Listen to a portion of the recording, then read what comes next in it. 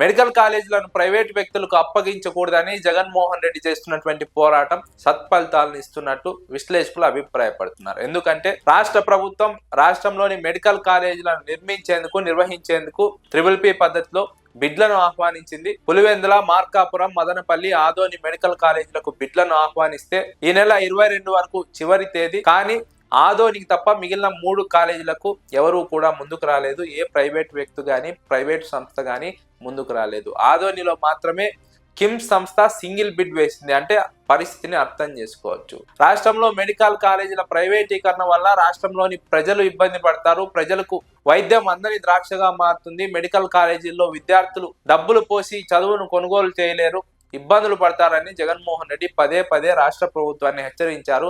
ప్రభుత్వమే నిర్వహించాలని డిమాండ్ చేశారు. తాము అధికారంలోకి వచ్చిన తర్వాత ఇప్పుడు మెడికల్ కాలేజీలను ప్రైవేటు వారికి అప్పగిస్తే వెనక్కి తీసుకుంటామని వార్నింగ్ ఇచ్చారు. అందులో అక్రమాలు పాల్పడే వారిని 2 నెలల్లోపు అధికారంలోకి వచ్చిన తర్వాత జైలుకు పంపుతామని జగన్మోహన్ రెడ్డి తీవ్రమైనటువంటి హెచ్చరిక జారీ చేసిన నేపథ్యంలో ఆ హెచ్చరికలు పనిచేసినట్టు రాజకీయ విశ్లేషకులు అభిప్రాయపడుతున్నారు. అదే క్రమంలో ఇక్కడ తెలుగుదేశం కూటమి ప్రభుత్వం చెప్పినట్టుగా కాంట్రాక్టర్లు కానీ ప్రైవేట్ వ్యక్తులు కానీ సేవా దృక్పథంతో ముందుకు రావడం లేదు, లాభాల కోసమే ముందుకు వస్తున్నారు. అందుకే ఇప్పుడు జగన్మోహన్ రెడ్డి వార్నింగ్ ఇవ్వగానే జగన్మోహన్ రెడ్డి అధికారంలోకి వచ్చిన తర్వాత వెనక్కి తీసుకుంటారనే భయంతో ప్రైవేట్ వ్యక్తులు ముందుకు రావడం లేదని విశ్లేషకులు అభిప్రాయపడుతున్నారు. నిజంగా సేవ చేసే ఉద్దేశమే ప్రైవేట్ వారికే ఉంటే తెలుగుదేశం కూటమి ప్రభుత్వం చెబుతున్నట్టు జగన్మోహన్ రెడ్డి వార్నింగ్ ఇస్తే మాత్రం ముందుకు రాకుండా ఉంటారా? సేవ చేసే వారికి అక్రమాలు చేయాల్సినటువంటి పని ఉండదు. సేవా దృక్పథంతో చేసేవారు ఎవరికి కూడా భయపడరు. కానీ ఇక్కడ జగన్మోహన్ రెడ్డి వార్నింగ్ కు భయపడి ఎవరు ముందుకు రాలేదంటే ఇక్కడ అక్రమాలు చేయబోతున్నారు, అవినీతి చేయబోతున్నారు. అందుకే జగన్మోహన్ రెడ్డి వార్నింగ్ కి భయపడ్డారు. ఇక్కడ ప్రభుత్వం తేల్చి చెప్పాల్సినటువంటి అంశం ఇది. ఇక్కడ ఎందుకు ప్రభుత్వం స్పష్టంగా ఈ అంశాలపైన ప్రకటన చేయలేకపోతుంది? జగన్మోహన్ రెడ్డి వార్నింగ్ వల్ల వెనక్కి వెళ్ళారా, లేదంటే PPP పద్ధతిలో అక్కడ ఆసుపత్రిలో నిర్మిస్తే తమకు గిట్టుబాటు కాదని వెనక్కి వెళ్ళారా? ఒకటి, జగన్మోహన్ రెడ్డి వార్నింగ్ వల్ల వెనక్కి వెళ్తే ఇక్కడ సేవ చేసే ఉద్దేశం లేదు, అక్రమాలు చేసే ఉద్దేశం ఉంది, అందుకే భయపడి వెనక్కి వెళ్ళారు. మరోవైపు PPP పద్ధతిలో గిట్టుబాటు కాదంటే ఇక్కడ ప్రభుత్వం చెబుతున్నది అబద్ధం, ఇక్కడ సేవ చేస్తారన్నది అబద్ధం, ఇక్కడ తక్కువ ఖర్చుతో లేదంటే తక్కువ ఫీజుతో వైద్యం అందిస్తారన్నది అబద్ధం. ప్రభుత్వం చెబుతున్నటువంటివి పూర్తిగా అబద్ధం. PPP పద్ధతి అన్నది పూర్తిగా ప్రైవేటు అన్న విషయం స్పష్టమవుతుంది.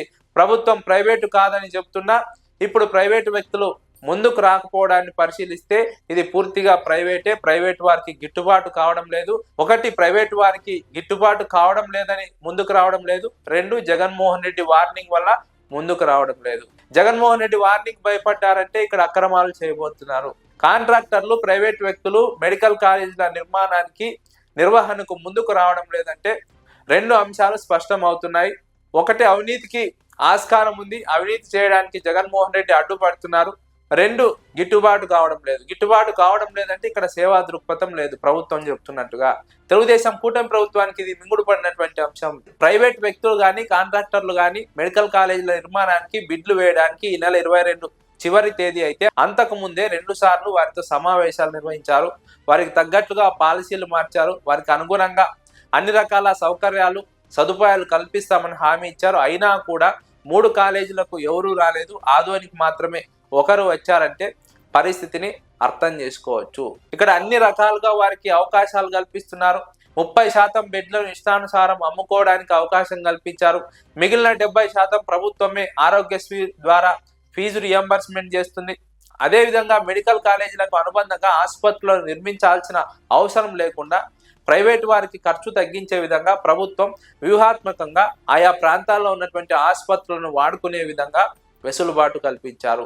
ఇంత పెద్ద వెసులుబాటు కల్పించినప్పటికీ కూడా ప్రైవేట్ వారు ముందుకు రావడం లేదంటే అర్థమవుతున్నటువంటి అంశం ఇందులో అవినీతి ఉంది, అక్రమాలు ఉన్నాయి, సేవా దృక్పథం లేదు.